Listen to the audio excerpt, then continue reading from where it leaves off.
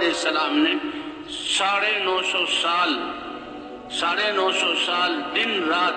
اسی کی دعوت دی۔ حالانکہ دنیا میں اتنی آبادی نہیں تھی، قوم کی کثرت تھی لیکن آبادی کم تھی۔ نوح علیہ السلام 950 سال تک رب انی دعوت قومی لیلا و نہارا اللہ کو کارگزاری سنا رہے ہیں۔ اور اللہ تعالیٰ نے قرآن میں انبیاء کے واقعات کو ذکر کر کے اس امت کی رہبری کی، کیونکہ ختم نبوت کی وجہ سے اللہ نے اس امت کو اس محنت کے لیے چنا جس کے لیے حضرات انبیاء کرام کو بھیجا جاتا تھا۔ ختم نبوت کی وجہ سے یہ محنت اس کے ذمہ ہوئی، تو اللہ نبیوں کے قصے ذکر کر رہے ہیں، کیونکہ کفار کے مقابلے میں اور کثرت کے مقابلے میں اور دعوت کا سب سے بڑا زمانہ حضرت نوح علیہ السلام کا ہے نبیوں میں۔ تو اللہ نے سورہ نوح اتاری اور اس میں نوح علیہ السلام کی دعوت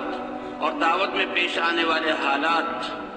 جی ہاں، اور پھر ان حالات میں انبیاء کیا کرتے تھے، اللہ نے وہ سارے قصے ذکر کیے، کیونکہ اس امت کو بھی دعوت کے لیے چنا گیا ہے ختم نبوت کی وجہ سے، اور یہ امت دعوت دے گی تو دعوت کا انداز کیا ہو اور پیش آنے والے حالات میں انہوں نے کیسا کیا کرنا ہے۔ تو حضرات انبیاء کرام کے قصے، اے میرے رب میں نے اپنی قوم کو دن کو بھی دعوت دی، رات کو بھی دعوت دی، فلم یزدہم دعائی الا فرارا، لیکن آگے سے حالات ایسے ہیں اور معاملہ ایسا کیا جا رہا ہے کہ میں ان کو دعوت دینے کے لیے ان میں آتا ہوں اور ان کو اللہ کی طرف بلانا شروع کرتا ہوں تو میری دعوت سے یہ بدکتے ہیں، میرے ان بولوں سے یہ جو ہے نفرت کرتے ہیں اور بدک جاتے ہیں اور یہ بھاگ پڑتے ہیں۔ اور 950 سال تک فلم یزدہم دعائی الا فرارا، اسی لیے کہتے ہیں ہمارے حضرات کہ بھئی ہمارا کام تو محنت کرنا ہے، اللہ کے امر کو جو ہے پورا کرنا ہے، باقی نتیجہ اللہ کے قبضہ قدرت میں ہے۔ اللہ تو محنت کا پورا اجر عطا فرمائیں گے۔ ہم نتیجے کے مکلف نہیں ہیں، نہ نتیجے کو دیکھنا ہے، ہمارا تو یہ یقین ہو کہ اللہ کو امر کو پورا کر دیا، بس ہم کامیاب ہو گئے۔ جیسے وہ پیچھے 2 قصے سنائے تو نوح علیہ السلام 950 سال تک دعوت دے رہے ہیں، کیونکہ اگر نتائج کو ہم نے دیکھا اور ہم یہ سمجھیں کہ نتیجہ ظاہر ہوگا تو اس سے ہمیں ہماری کامیابی ناکامی کا پتہ لگے گا، یہ ٹھیک نہیں ہے۔ بلکہ ہم تو یہ دیکھیں اللہ کا امر پورا ہوا، لیکن اللہ کا امر اتنا بڑا تو اس میں اپنی کوتاہی کا اعتراف کرتے ہوئے کمیوں پر استغفار اور اس امر پر جمے رہنا،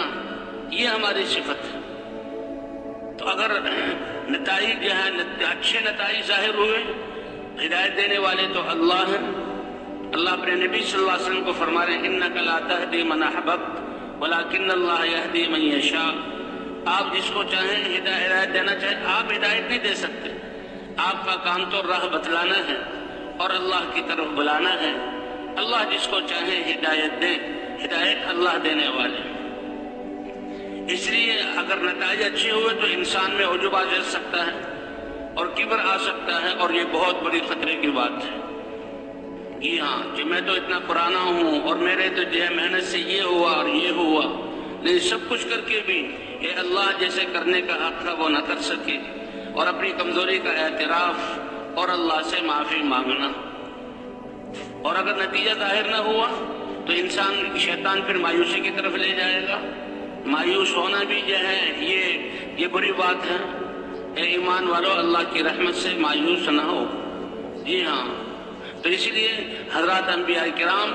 سب سے ان کا زیادہ وقت دعوت دینے پر لگا، اور دعوت سے جن کو اللہ نے چاہا ان کو ہدایت ملی، ایمان آیا، اور پھر اللہ کے احکام اترے، اور جو نبیوں کی بات ماننے والے، اللہ کے حکموں پر چلنے والے، کتنی دفعہ واقعہ ایسا ہوا کہ جو مخالفین تھے اللہ نے اپنے عذاب کا کوڑا برسایا اور سب کو ختم کر کے ایمان والوں کو زمین کا وارث بنایا۔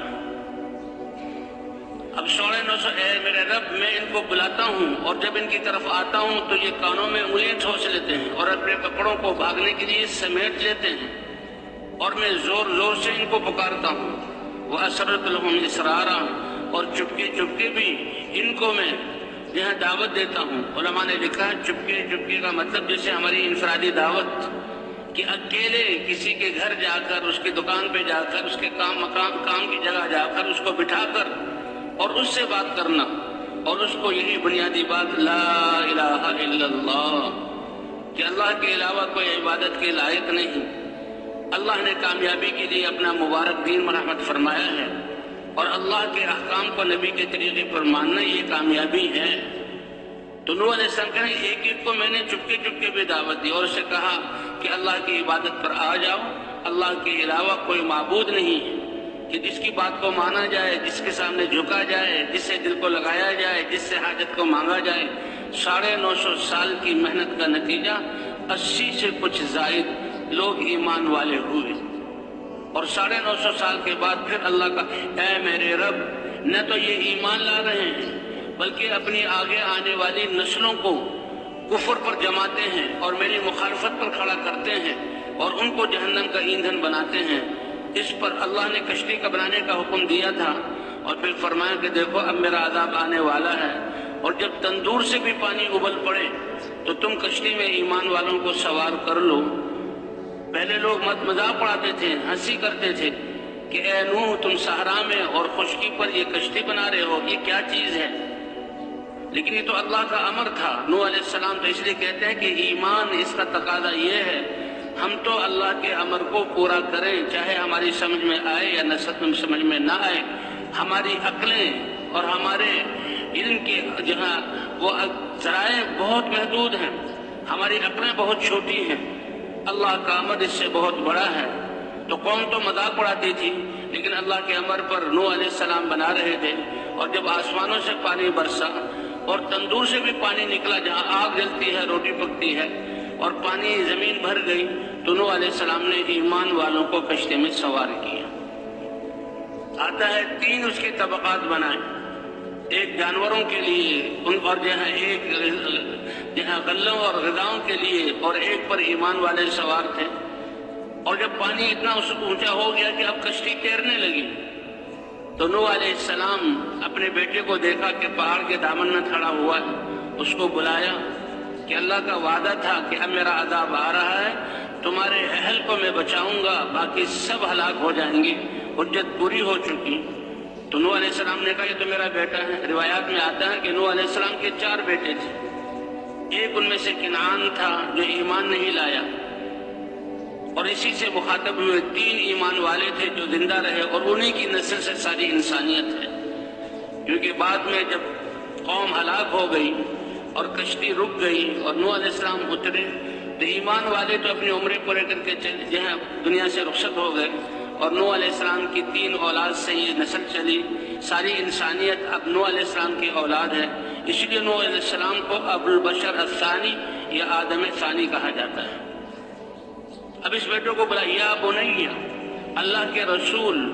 اور اتنے عظیم رسول، اولو العزم رسول جنہیں 950 سال دعوت دی، اور وہ اپنی یہ میرے پیارے بیٹے آ جاؤ میرے ساتھ کشتی میں سوار ہو جاؤ، لیکن باوجود بیٹا ہونے کے اب نبی کی بات کو نہ مانا۔ اس لیے فرماتے ہیں اللہ کا کسی سے رشتہ نہیں ہے۔ حضور صلی اللہ علیہ وسلم نے فرمایا اے میری قوم، میں اللہ کا رسول بن کر آیا ہوں اور تمہارے لیے دنیا آخرت کی کامیابی کے اسباب لایا ہوں، لیکن اگر تم نے میری بات نہ مانی تو اے فلاں قبیلہ، اے عبد المطلب کی اولاد، اے ہاشم کی اولاد، اور اے فلاں اور فلاں، میری رشتہ داری تمہیں کی کوئی کام نہ آئے گی، بلکہ کام آنے والی چیز تو ایمان ہے اور اللہ کے دین کو قبول کرنا ہے جو پیغام لے کر آیا ہوں۔ حتیٰ کہ حضور صلی اللہ علیہ وسلم نے اپنی بیٹی فاطمہ سے بھی فرمایا اے بیٹی فاطمہ، من بطأ به عملہ لم یسرع به نسبہ، جس کا عمل اس کو پیچھے کر دے تو اس کا نسب، یہ تو کائنات میں سب سے اونچا نسب ہے، فرمایا اس کا نسب بغیر عمل ایمان کے اس کو آگے نہیں کر سکتا، نفع نہیں دے سکتا۔ اب بیٹے کو بلایا سوار ہو جاؤ، اب اس کا یقین اسباب پر، ابا جان کیا کہہ رہے ہیں، تھوڑا سا پانی آیا ہے، کشتی چل رہی ہے، اگر یہ پانی اور اوپر اٹھے گا تو میں اس سے پہلے سآوی الی جبل یعصمنی من الماء، اس پہاڑ کی پناہ لے لوں گا، اوپر چڑھ جاؤں گا اور یہ پہاڑ مجھے اس پانی سے بچا لے گا، مجھ تک پہنچ نہیں سکے گا، میں میدان میں نہیں ہوں، یہ پہاڑ مجھے بچانے والا ہے۔ قرآن پاک میں آتا ہے باپ اور بیٹے کی ابھی بات ہی ہو رہی ہے، یہ بیٹا ایمان والا نہیں ہے، अल्लाह का किसी से रिश्ता नहीं है, जो ईमान नहीं लाया, अल्लाह के साथ उसका कोई ताल्लुक नहीं, उसी वक्त बाप बेटे के दरमियान एक मौज उठी और वो मौज तिनके की तरह बाप के सामने उस बेटे को बहा कर ले गई और वो बेटा जो है एक लाश बन गया। नूह अलैहिस्सलाम को बहुत अफसोस हुआ, ऐ रब्बुल आलमीन, आपने तो वादा किया था कि तुम्हारे घर वालों का, अहल कहते हैं घर वाले, जिसमें बीवी बच्चे सब आते हैं, इनको मैं बचाऊंगा, ये तो मेरा बेटा मेरे सामने हलाक हो गया। अल्लाह ने नाराजगी का इजहार फरमाया कि जब उसने तुम्हारी बात नहीं मानी तो वो तुम्हारे अहल में से नहीं है, तुम्हारा अहल वो है जिसने तुम्हारी बात को माना। तो नूह अलैहिस्सलाम अल्लाह की तरफ मुतवज्जे हुए कि अल्लाह मेरी इस कमी को माफ़ फरमा दे। जो कुछ सुना गया अल्लाह इस पर अमल करने वाला और आगे लोगों तक पहुँचाने वाला बनाए। मज़ीद इस्लाही बयानात के लिए हमारा यूट्यूब चैनल ईमान और यकीन को सब्सक्राइब करें। जज़ाकल्लाह।